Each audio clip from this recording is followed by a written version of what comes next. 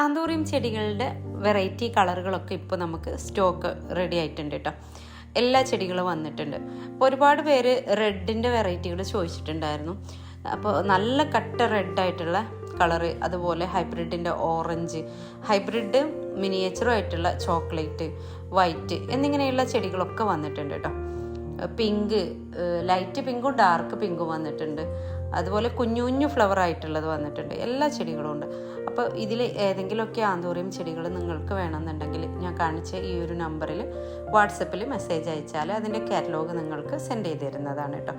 DTDC courier service വഴിയാണ് നമ്മൾ ചെടി അയച്ചിരുന്നത്. പിന്നെ ചിലർക്കുള്ള ചോദ്യമാണ്, പോട്ടിലാണോ ചെടികൾ അയക്കുന്നത് എന്ന്.